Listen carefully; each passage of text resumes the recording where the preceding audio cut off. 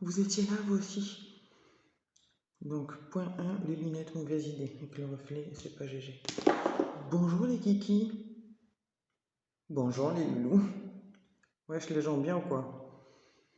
Voilà, donc ça c'était un peu les 3 phrases d'accroche que j'ai travaillé plus ou moins là tout à l'heure sous la douche. Et je me rends compte que c'est bien de la merde. Donc ben, si vous... Ah oui, parce que quand on fait une chaîne YouTube, il faut, voilà, instaurer une espèce de... Je me mets comme ça à cause du double menton. Instaurer une espèce d'interactivité. Donc si vous avez des idées de phrases d'accroche, lâchez des coms. Bon, sans déconner, hier soir, je me suis couché, j'ai pris mes somnifères, j'ai pris mes tranquillisants et je me suis dit, fais dodo, c'est l'heure. Et à un moment, je me réveillais comme une idée comme ça. Je me dis, putain, il faut que tu fasses ta chaîne YouTube, que t'expliques un peu, machin, truc, tout ça. Donc, qu'est-ce qu'il faut faire? Est-ce que tu dois te maquiller, pas te maquiller? Est-ce que tu dois être naturel? Est-ce que tu dois jouer un jeu? Enfin, t'as quand même une voix de merde, faut être très clair. Enfin, bon, plein de questions. Et j'ai créé le truc, enfin, que j'ai créé, qui était déjà créé, parce qu'à l'époque où je faisais prof de sport à plein temps, j'avais déjà l'intention de faire ça.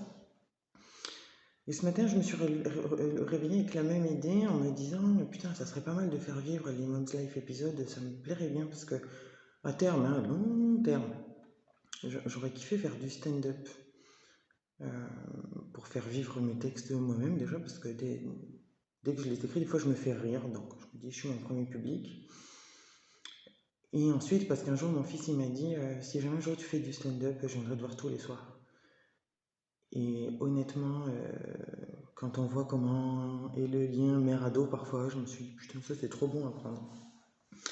Ça, c'était la prime idée, la prime intention. C'était de faire vivre les Mom's Life épisodes qui parfois rencontrent un petit succès sur le blog ou sur ma page Facebook, etc. Ça, c'est pour dans un premier temps. Dans un deuxième temps, j'ai expérimenté une crise là ces derniers temps, voilà, pas très cool, parce que comme beaucoup savent, je suis atteinte de troubles bipolaires, donc troubles mentaux. Donc je mange des gens au petit déjeuner, je découpe des animaux sur ma terrasse. Voilà, je trouve que les gens ont une idée un petit peu trop romancée de ce que ça peut être et peut-être plutôt éloignée de la vérité. Voilà, je me suis renseigné hein, sur plein de blogs quand j'ai été diagnostiqué, donc ça j'adore faire ça. Diagnostiqué, je me suis renseigné, j'ai été sur des témoignages, j'ai lu des bouquins, j'ai écouté des conférences, etc. Et j'ai trouvé que c'était pas très accessible, que c'était très technique. On vous explique phase haute, phase basse, dépression, machin, mais derrière, il y a une multitude de choses à dire en fait. Et que c'est très mal compris, très mal accompagné, très mal diagnostiqué, très mal. Enfin, c'est un peu compliqué quoi. C'est un peu compliqué. Ça englobe énormément de trucs sur le plan de la personne atteinte, mais aussi, et ça on y pense pas très souvent, sur l'entourage, les enfants. Enfin, moi perso, je sais pas ce que c'est que de grandir avec une mère bipolaire et ça doit pas être tip top. Et encore, je dis bipolaire, c'est ce qui m'a été dit par plusieurs médecins, mais à ce jour, euh, on me dit que c'est peut-être plus un trouble borderline. Donc tout ça, c'est un peu confus, même eux ne savent pas. Autant t'as de thérapeutes, autant t'as de diagnostics, et autant t'as de patients, et autant t'as de... C'est un spectre en fait, c'est assez large. Et j'avais envie ouais, de parler de ça aussi sur cette chaîne. Essayer de décomplexer aussi un peu les gens, parce que quand tu fais une crise, c'est souvent un coup la crise, après un tour d'excuses, après un tour de culpabilité, tu te flagelles, tu te machins, tu trucs, t'es déjà en train de dealer avec plein de trucs, et puis on me dit, hey, démerde-toi, putain, c'est quoi ce que tu veux de l'attention, tu veux machin, tu veux du truc, et ça pousse certaines personnes à ne plus parler et à s'enfermer dans un truc, et tu t'en sors pas, et j'avais envie effectivement de déconstruire ça aussi, et de dire, ouais, non, si, putain, parle, bordel, parle, dis n'importe quoi, mais parle, non, c'est pas courageux que de garder les choses pour soi et de finir par se flinguer tout seul. Et puis après, les gens vont me dire, putain, c'est si soudain, mais je m'y attendais pas, mais oh là là, il n'y avait pas de signes, si, il y avait des signes et on a choisi de les ignorer. On a fait ce choix-là parce que c'est dérangeant, parce que c'est chiant. Ça fait aussi un peu Pierre et le loup, quoi. Pierre et le répétition. À noter, on ne fait pas de répétition dans une vidéo. Et on met un yucca aussi, ça fait bien yucca, je trouve. Ça fait apaiser, ça fait. Voilà. Donc en gros, ouais, je voulais aborder ces deux trucs-là. Les Mom's Life épisodes qui me font beaucoup rire, et puis l'aspect un peu moins rigolo, plutôt sérieux qu'il faut quand même aborder. Alors quand ce sera sérieux, peut-être que je mettrai mes lunettes comme ça. Comme ça plutôt pour pas qu'il y ait... Ah si, elle reflète, putain c'est chiant. Voilà. Peut-être aussi si jamais les vidéos perdurent que je m'achèterai du matériel avec le rond là pour être bonasse, le trépied pour éviter que mon téléphone repose sur une montagne de livres, que je lirai peut-être pas d'ailleurs.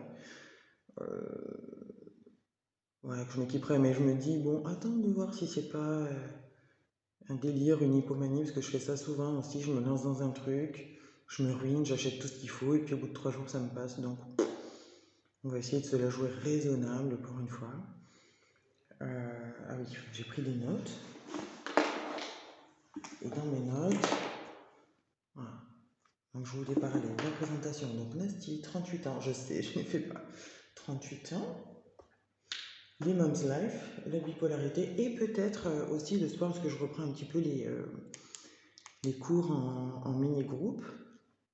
À la base d'ailleurs elle était basée là-dessus, la chaîne c'était voilà, je voulais apporter le sport un peu, que ce soit accessible un petit peu à tous, surtout aux gens qui sont pas à l'aise en salle, qui sont pas à l'aise en public, etc.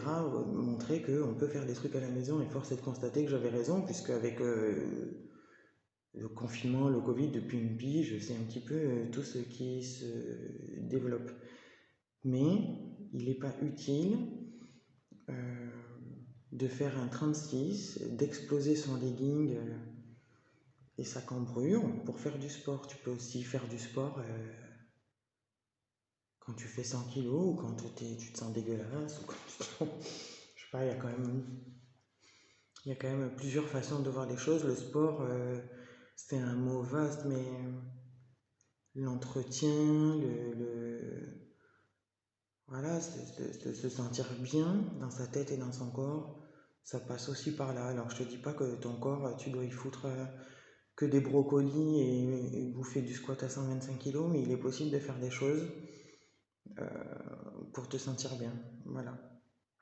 Je crois que j'ai fait un petit peu le tour, c'est pas super préparé, c'est pas super pro, je suis pas une influenceuse, je suis pas, ouais, non, je suis pas une pro. Donc j'apprends avec vous, et comme j'ai appris en regardant d'autres chaînes, n'hésitez pas à lâcher des coms et à me dire ce que je pourrais améliorer dans les commentaires, parce que il n'y a pas de mauvaise critique en fait.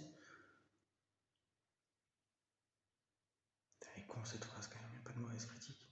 Si le mec il me dit t'es une grosse connasse, évidemment que c'est une grosse critique.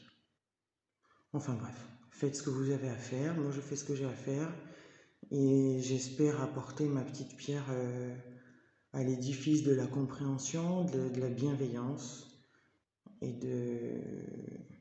du vivre ensemble. Bon, je sais pas comment non plus on arrête une vidéo, alors je vais vous dire prenez soin de vous, soyez bienveillants, et à plus.